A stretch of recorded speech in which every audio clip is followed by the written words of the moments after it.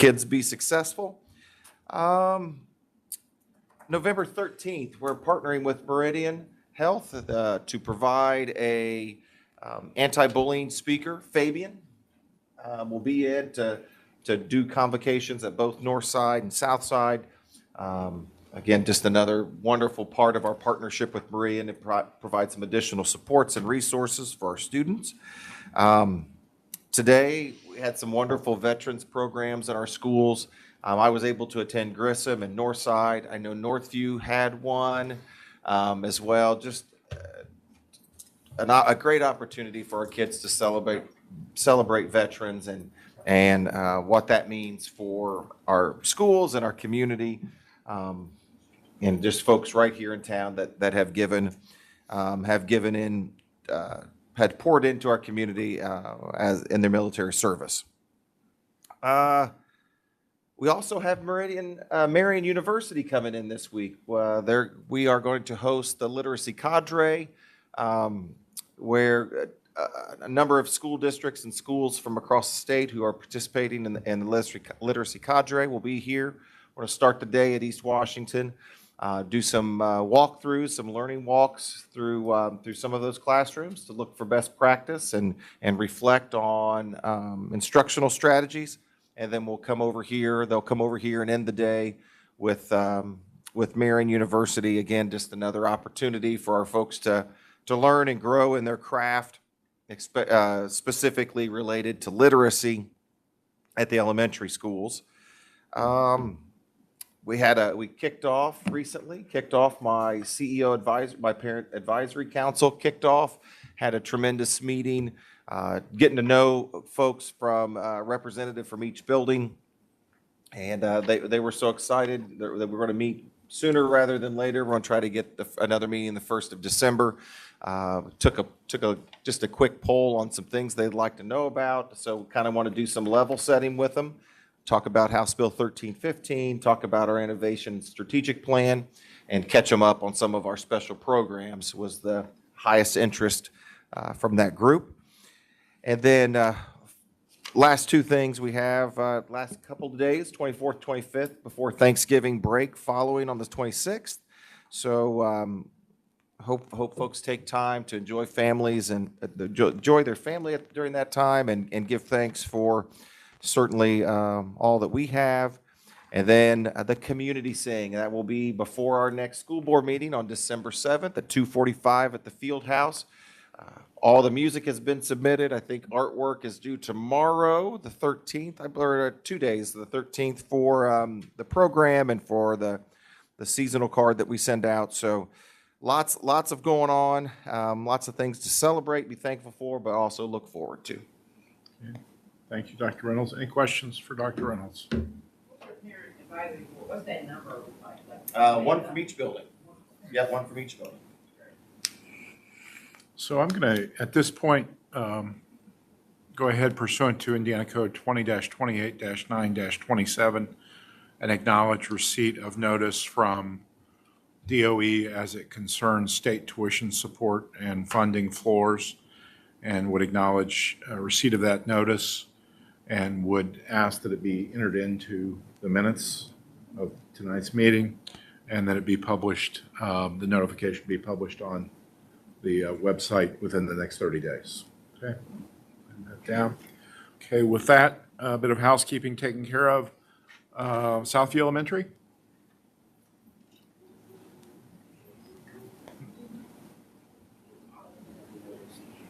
Hello. Good evening. How are you? Back with all of you. Hi. So we normally have January, so we are early this year. So we're excited. Yeah, it does. It definitely feels like winter. So we'll introduce our folks here with us tonight. So Mr. Nason, our new assistant principal that we stole from Grissom. Ms. Thompson, first grade. Ms. Sloan, project lead the way for EWA and Grissom and Southview. And Chelsea Barber, fifth grade. Mary Colt, teacher of the year for the district and kindergarten at Southview. And Amy Heath, our master teacher. We call instructional coach. Well, welcome all of you. Yeah, thanks. So really, we're going to hand over them. But 4 school years ago when we started the work at Southview, and we set several goals. And one of those was to improve our iRead scores to increase over 80%. We hit that goal last year. We worked to increase our attendance, increase our iLearn scores, decrease discipline referrals, and to get off CSI status. So we're making those marks. And so, we're not satisfied with those goals, so you need some new goals. And one of those is to become an Indiana STEM certified school. And so in a lot of work with Ms. Sloan, in a lot of work with her in coordination with our project Lead the Way, and you'll hear about this from teachers tonight, we're on our way to becoming an Indiana STEM certified school. So part of that is to have at least 5 units of science and social studies, or science and English combined. So you're going to hear about that. 3 of those units our students get in their Project Lead the Way modules when they're now at Southside. But then it's been a lot of work led by Ms. Sloan and Amy to guide the teachers in that process. So that's what you're here about this evening. So what is the current need in our school is knowledge about teaching and learning in regards to disciplinary literacy. So CKLA and Project Lead the Way offer this opportunity through framing learning as an apprenticeship process through the 5E framework. We can go to the next slide. This is important because our students need more exposure to nonfiction reading text. Our current proficiency rate was 62.14% in nonfiction when we took the iRead assessment, and in science it was 6%. What we are noticing is researchers across the nation see the same results when we look at the NAEP assessment, and it is why a knowledge-building curriculum is important. So what does nonfiction reading proficiency look like? It looks like understanding text features, text structure, and the ability to compare and contrast text and media.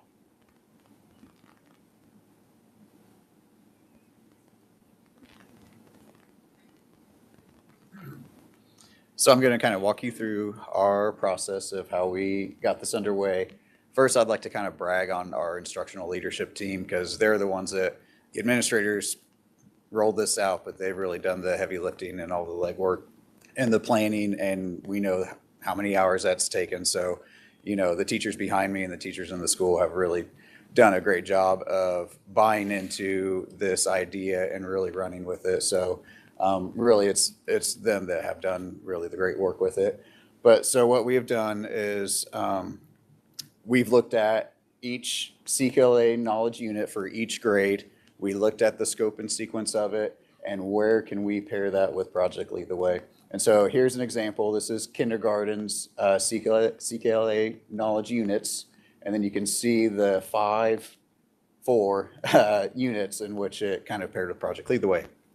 Then our teachers and Ms. Sloan with Project Lead the Way compiled a list of materials and things that they would need to make this possible, got it to us by a deadline, and Ms. Sloan was able to get all of that sent in and the materials that we needed provided for us for this. So we're very grateful for that as well. Can we go ahead and go to the next slide? So like Miss Amy said, we decided that the best lesson plan template was the 5E lesson plan, and the 5 E's are engage, explore, explain, elaborate, and evaluate, and we'll kind of discuss that a little bit more. The teachers kind of have more information on that as well. And I'm gonna...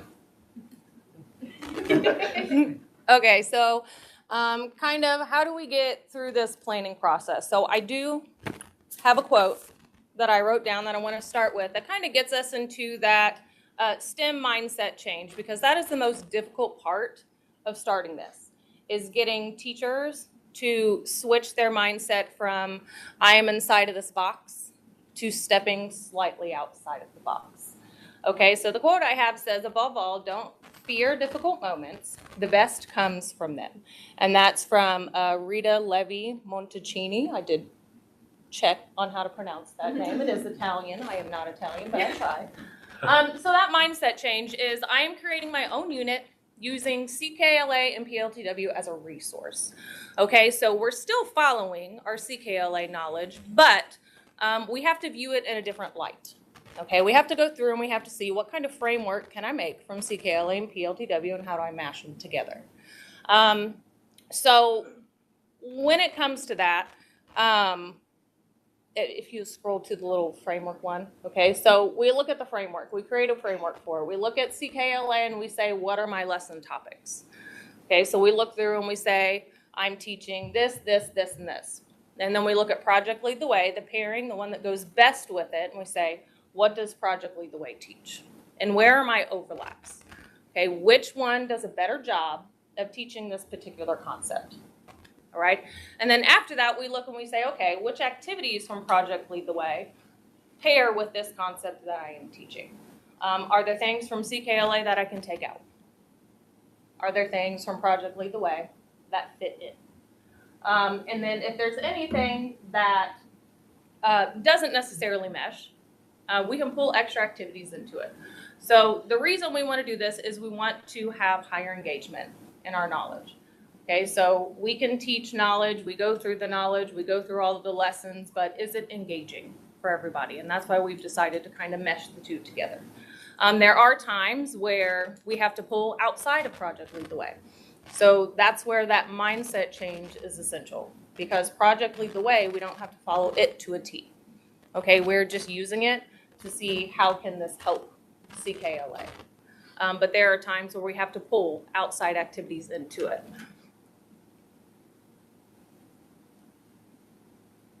All right, back to me. So one of these that we wanted to kind of share a little bit more is the Explore, and really that is the meat of these lesson plans. And so with that in mind, our instructional leadership team and Ms. Sloan, they had to go back in and kind of really upgrade the lesson plans to fit this model. So we really had to look at what are the routines, what are the expectations for the teachers, and what are the routines, what are the students doing as well.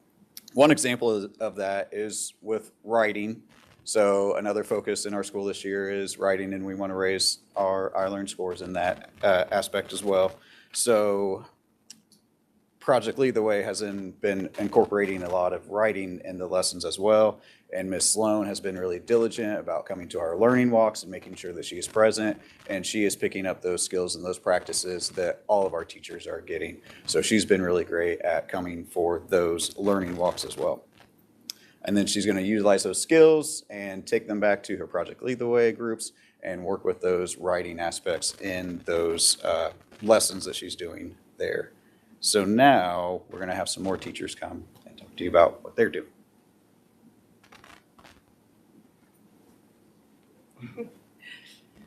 So we combined our CKLA unit, Animals and Habitats, with the Project Lead the Way unit, Designs by Nature.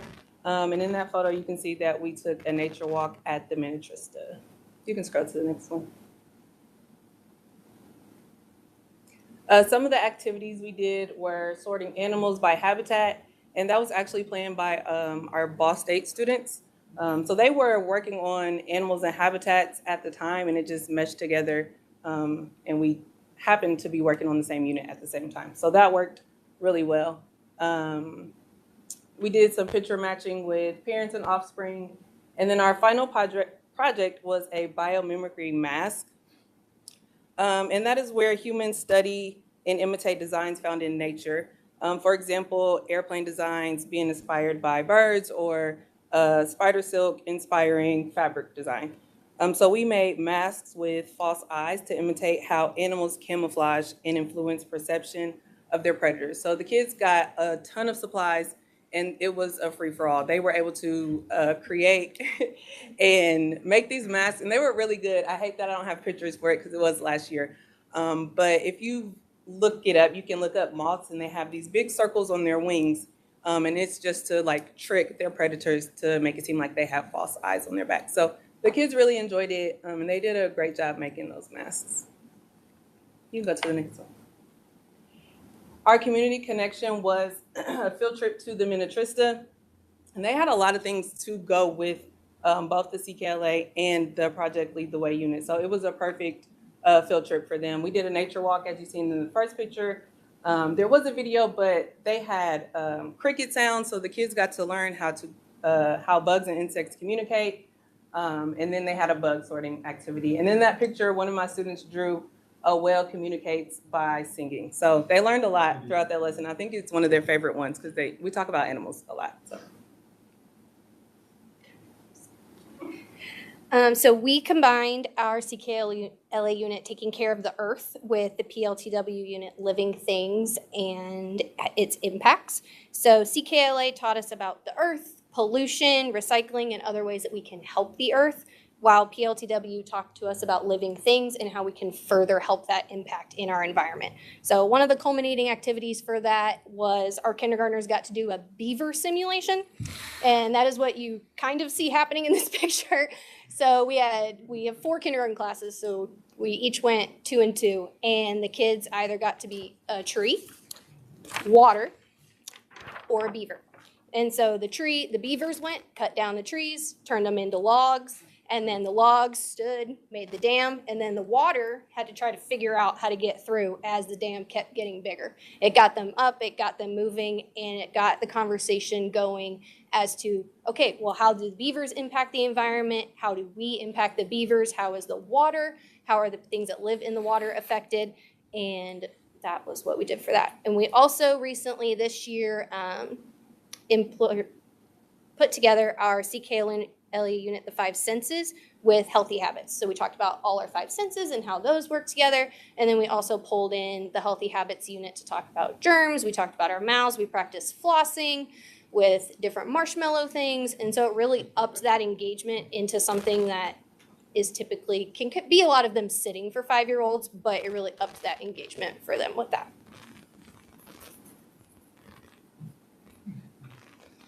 All right, so in 5th grade, we did our 2nd unit.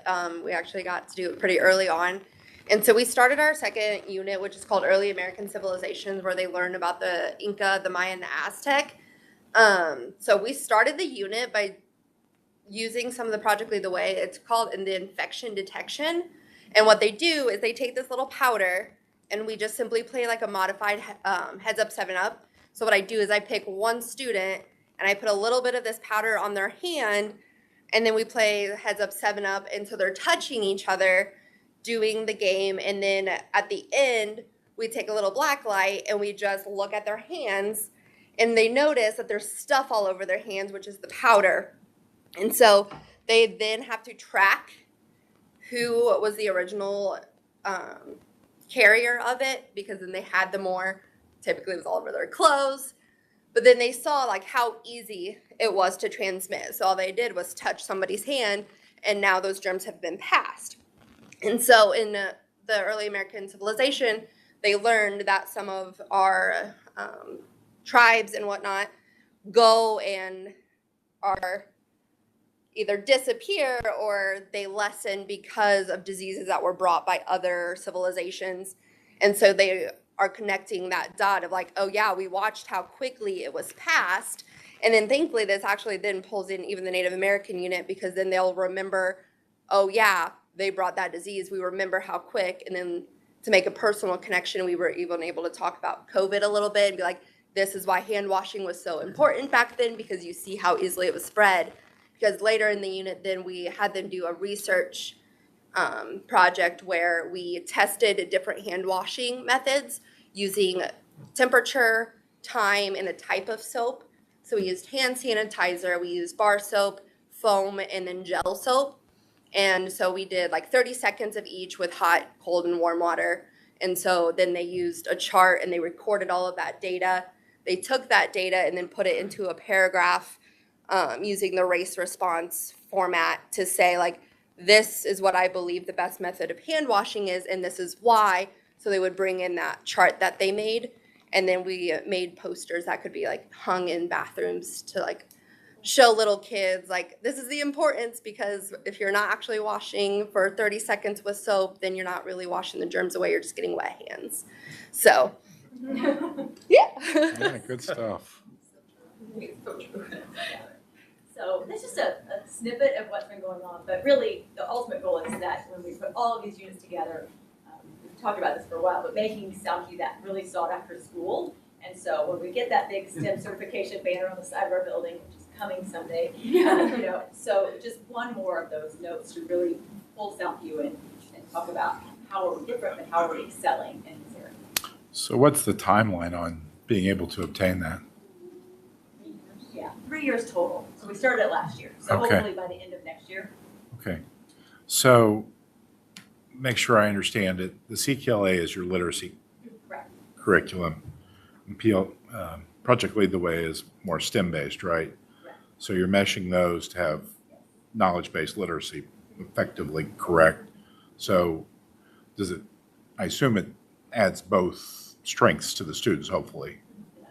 So It is, really makes the lesson more engaging. okay, so the CKLA curriculum's not changing, No. but it's being enhanced by the Project Lead the Way, is that right? And really what we've seen too is it enhances the teaching across the board. Okay. And teachers are seeing how that active learning really changes, then it spreads to other pieces as well. So I saw on one of your slides, may need to purchase, was early on, very early. Those are purchased now. They are, So, yeah, so all of those pairings that I went through in May, I listed ones that we did not have at that point in time, but we do have all of those now. okay, I just want to make sure you had everything you needed. I do have all those now. Yeah, I think that's wonderful. I mean, I can see all sorts of possibilities there. I suppose you could probably pair something with every one of those.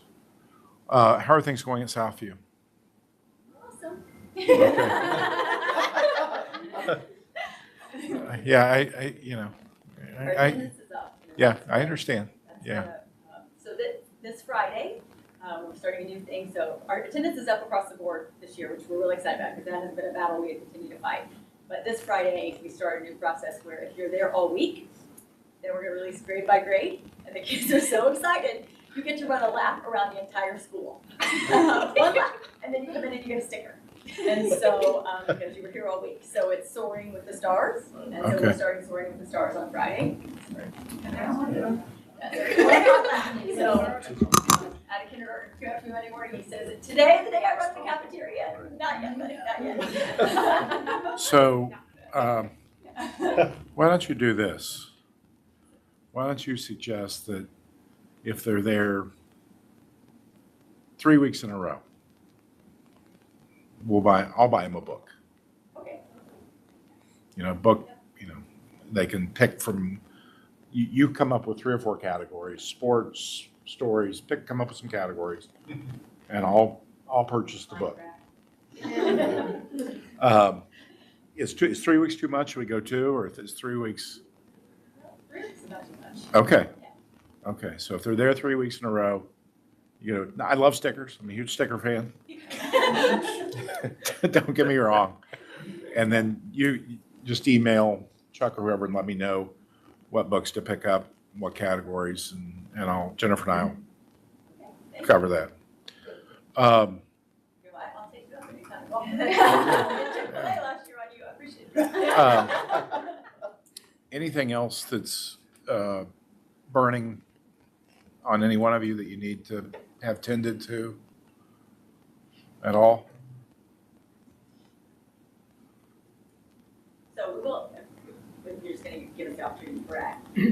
So when we Sure. came in 4 school years ago, our kids, when they write for the I Learn, there are certain pieces that you have to even just to score 1, so just even get a score. And so that year, only 4 of our, I think it was 259 students that tested that year, only 4 of our students even scored on writing at all, scored anything. And so we've had a real focus on writing because we know we're focused on reading and those foundational reading skills, but if you're not focusing on writing, I think they go hand in hand. And so last year we had 61 pieces of writing that scored. Okay. Which sounds great, but it's we're still far off of our goal, so we're excited about that. But these teachers have made writing a huge goal this year. So it is hard to describe how much writing they have done and how much focus every PLC, every Wednesday afternoon when we have PLC, they bring creative writing to PLC. So we spend 10 minutes of every PLC talking about bringing it and sharing with each other. How does it look? What does it look like? particularly teachers in grades 3 through 5. Now we're asking them to do 2 pieces of writing each week. And so that's a lot of writing and getting our kids to build that stamina. What we find is on that I learned that the box one starts here. The more you type, the bigger the box would get. That the kids felt like they built the box, they were good, they stopped. And so getting our kids to build that stamina of really getting in there and writing, understanding, and having our teachers grade it. You know, we were seeing things like lowercase I, always being an I. So those kind of pieces, they're not getting that regular feedback. And so in addition to all of this PLTW, writing has been a huge push for us this year. And so kudos to this team and everybody behind them about what they're doing right now. So last year or 2 years ago, there were only 4 students who scored. Yeah, it would be 3 school years ago. 3 school years. And so last year, we went to 61. So that's a factor of 15 times. But you know, we're not satisfied. I understand. Yeah, no, I understand. And, Do you have a goal? 100%.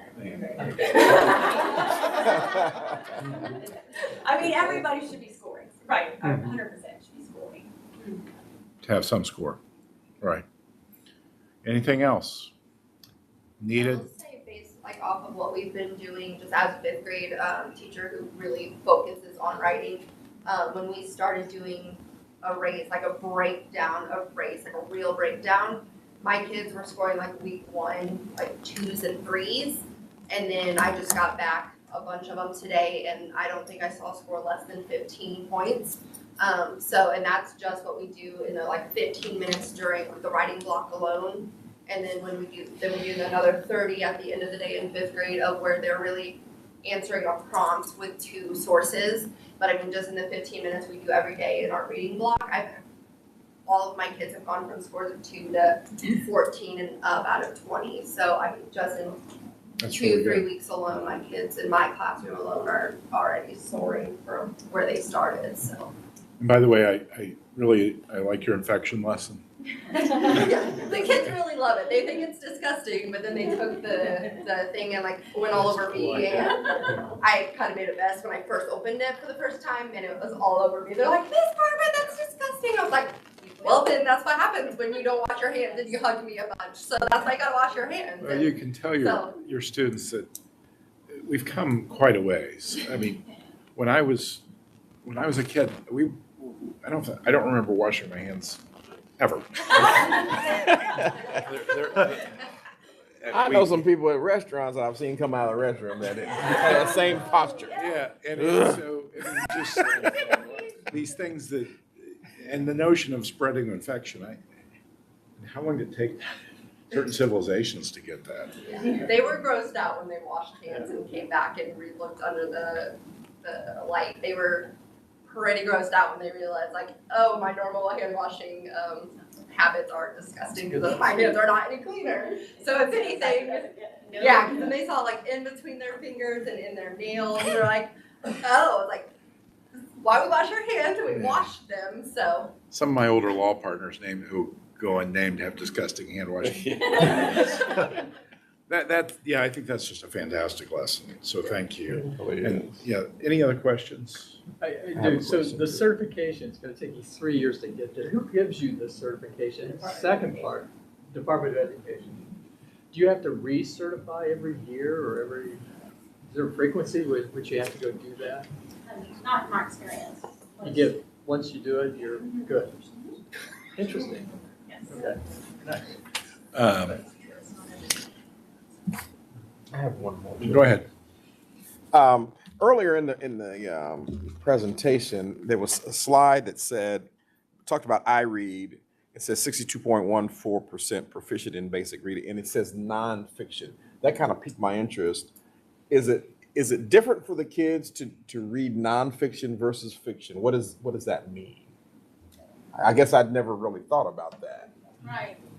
Well, yes, for some students, they don't have experience reading nonfiction texts. So they may not read, in CKLA, they read about animals, they read about astronomy and different things like that. That may be their first experience. A lot of times students are more familiar with story structures or fairy tales or something of that nature. So sometimes you'll notice that our students will score higher in fiction versus nonfiction. So we tried to use CKLA to increase our nonfiction reading scores, as well as using things like ReadWorks that link into CKLA. Okay, all right. And Thank you. So do you follow-up, do you traditionally see higher scores on fiction than nonfiction? Yes. Any thoughts on why that is? Yeah, I've never even thought about that. Nonfiction reading Yeah. is kind of like that. Right. Pardon me?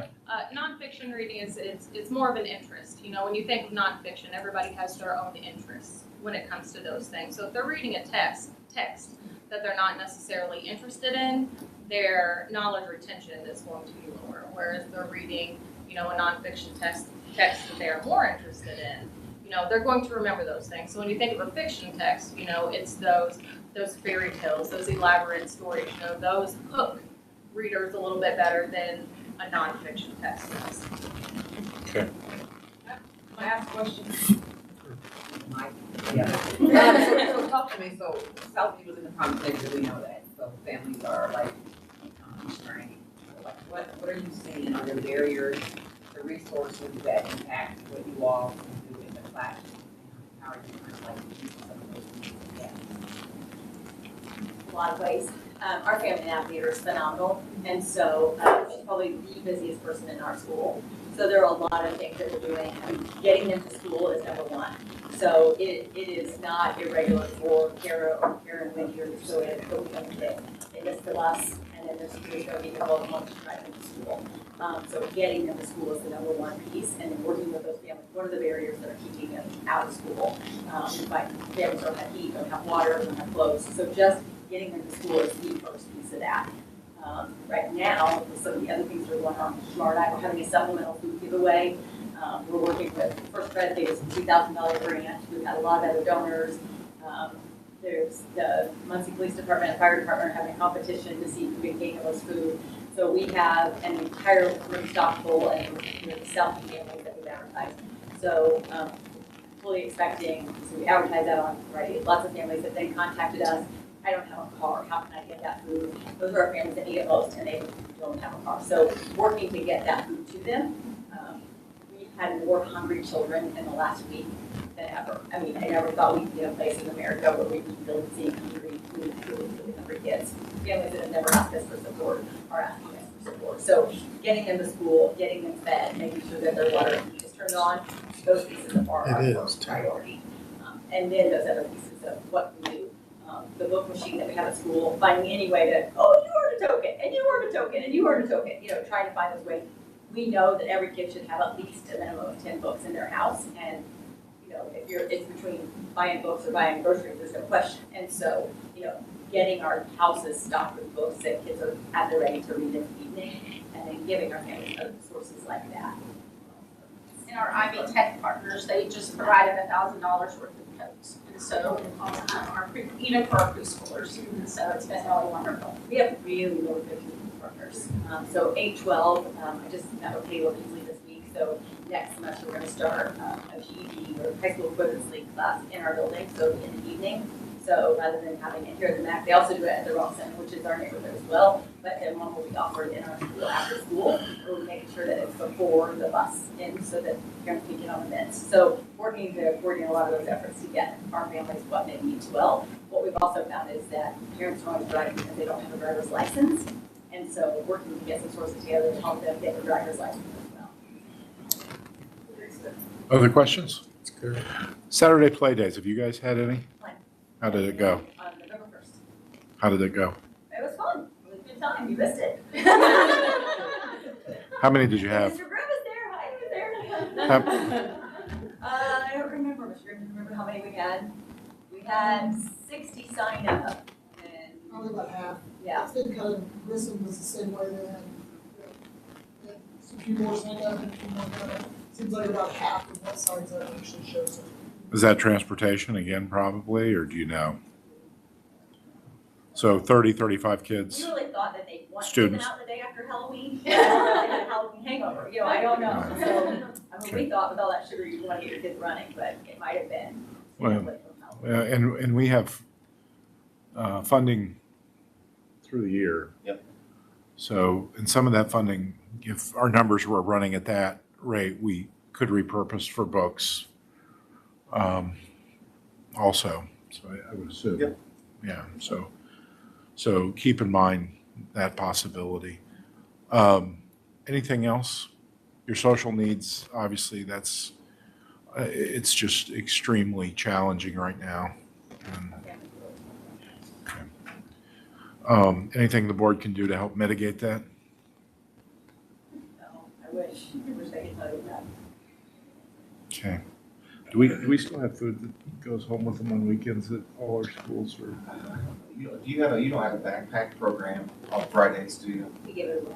Just get We don't have a program. We find ways to get it. Okay. We have about 30 minutes to get it right. Right. Okay. Okay. We don't have a partner, we just find ways to get it. Okay. Okay.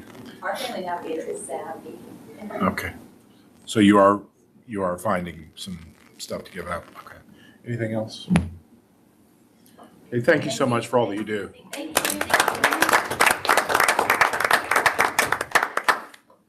Mr. Klotz, any public participation? We have consent items in paragraph 5 of our agenda. There is one change on that. On the personnel items, Mr. Jackson, the custodian at Southview, has resigned or declined to take the position, I believe. So that's the one change to the personnel agenda. With that, anything in the action consent agenda, any questions? If not, would entertain a motion to approve. Hear a motion, do I hear a second? All those in favor signify by aye. Aye. Opposed, same sign. Thank you. We're on to new business, financial report. Mr. Jerome? Yes, thank you. In your board packet is the financial report for the month of October. Just a few highlights. Obviously, we're 2 months away from finishing up the calendar year. That's where we take the official snapshot at the end of the year on the official ending cash balance and the official cash flow and the official number. So anyway, October, these results. Student enrollment, it obviously shows the actual ADM count, 4,894. We have still not seen the revised state basic grant revenue. Right now, I'm still showing 47.6 million is what we expect for this calendar year. It will be changed on the November 15th and December 15th state basic grant that we received from the state based on our new enrollment. So anyway, based on, probably it'll go up just a bit based on where we had previously, it was previously estimated. So all funds cash balance, a little over $30 million at the end of October. Our state loan outstanding is just now 6.1 million. And obviously we started out with 12 million. So we're almost half getting that completely paid off. So that's certainly a highlight there as we continue to pay that off. 30.5 million cash balance, still expecting ending cash balance for the education fund to be around 15 million by the end of this calendar year. Still using rainy day fund to help offset spending for operational expenditures. What's our current rainy day fund balance? Current rainy day fund balance, we are pretty healthy at, that is now 3.6 million at the end of October. It'll probably be down to about 2.7, 2.8 million perhaps by the end of this calendar year. So we've already talked about some of those other items. We did not, our long-term debt payment in December will be coming up later this calendar year. So we are, appropriation-wise, we're doing well managing that. No concerns with the appropriation, needing additional appropriations. And I always like to just show those charts and graphs to show you the trend of where the money balance is, the all-fund checkbook balance right there. The red on the bottom just shows the decline of the state loan outstanding. That's now below, right at 6.1 million. Obviously, we started out, the maximum was 12 million. And so that trend is reflective of that. Next month, when I bring you the cash balance to you, hey, that's us, that's okay. Next month, when I show you that, our cash balance will be up 9.9 million because we received our bond proceeds last week of the 9.9 million. So that was, we sold off the first phase of the GO bonds for our 2025 project. So in any event, like I always say, this is kind of the fun stuff of the time of year as we try to fit everything in within all the appropriation limits and the caps by the end of the year. And so we'll have more final numbers, obviously in 2 months, but I just like to keep you updated, and that completes my report for the October results. Okay, any questions for Mr. Jerome? Would entertain a motion to approve financial reports for October. So moved. Second. Motion and a second. All those in favor signify by aye. Aye. Opposed, same sign. Okay. End of year process, Mr. Yes, the next two things I have for you really combined into probably one board resolution I would ask is asking the school board permission. We always ask permission to make the year-end transfers at the end of December for the comptroller to get the spending limits correct and make those transfers between funds. We're not asking to spend more money than we originally were allowed, just asking permission to make those transfers. And also, too, I always like ask for permission to make any transfers of any extra accumulated funds into rainy day, if so appropriate. I've just picked the number of 3 million. I would certainly anticipate it will not be that high if to make any transfers, but I'm asking permission to make those transfers. Once again, this doesn't tie us in. It just allows us to make those transfers by the end of December. So that's what I'm asking permission to make those transfers tonight, just in case we would have bad weather in December and we're not able to meet in December. I'd just like to ask for it in November. So. Okay, so the board has heard Mr. Jerome's request, and this has been something that's occurred every year during his tenure. Yes. Are there any questions? Hearing none, is there a motion to approve those requests? Move to approve. I heard a motion. Do I hear a second? Moved and seconded. All in favor signify by aye. Aye. Opposed, same sign. Okay, so we'll show both of those passing. Brad, on the rainy day transfer,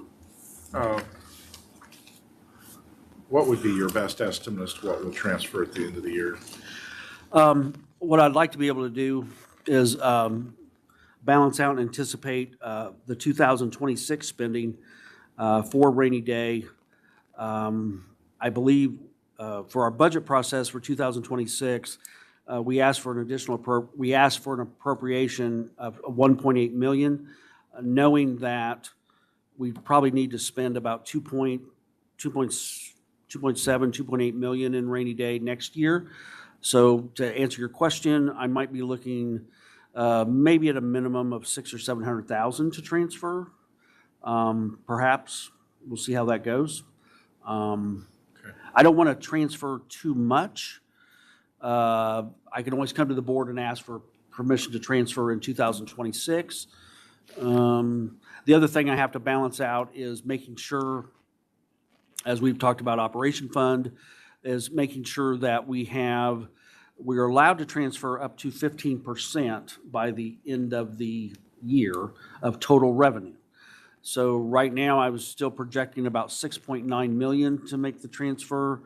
I only have really about one more month of transfer to go. I could go up to the 15%, which will be about another $500,000. So I'm just trying to balance that out of how much to put off into rainy day and how much to take out of education fund to put into operation. The more I think I can put into operation continues to help us in the next year. The more I can put into rainy day helps us for the next year also. But so we're working on that. Okay. So Okay. We will stay tuned. Stay tuned. Any board dialogue?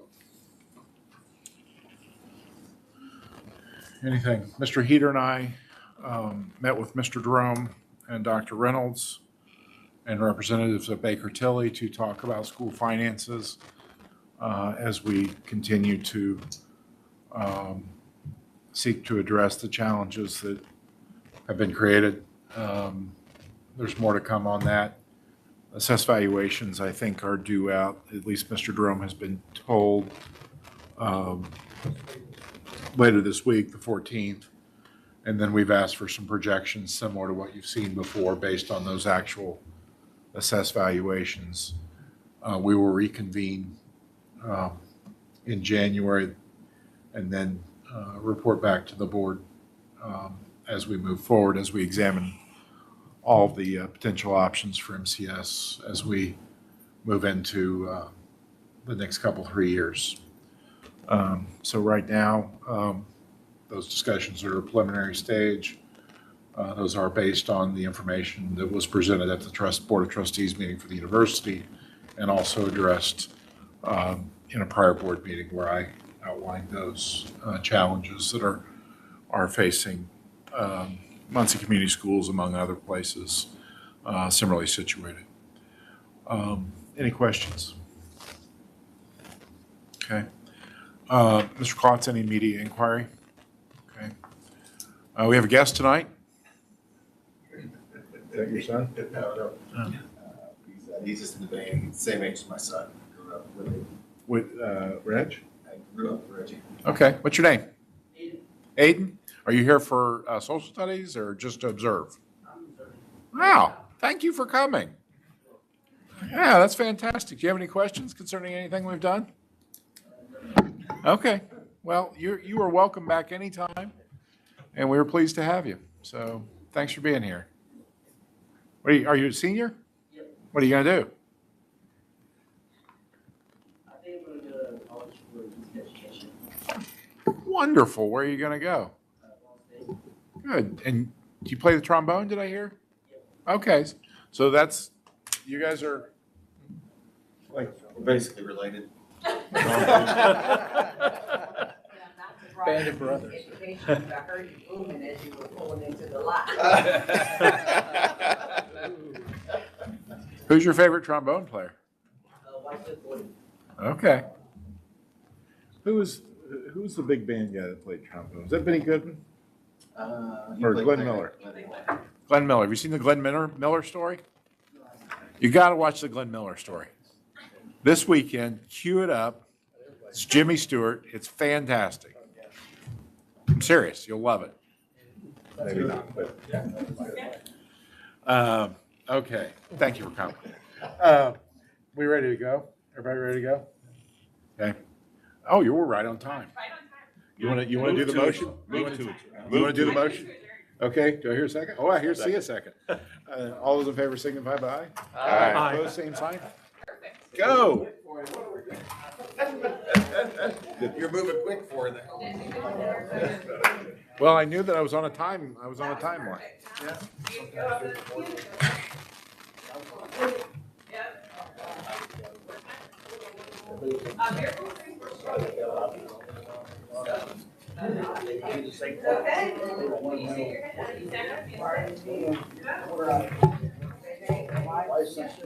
Thank you, Jim. Thank you.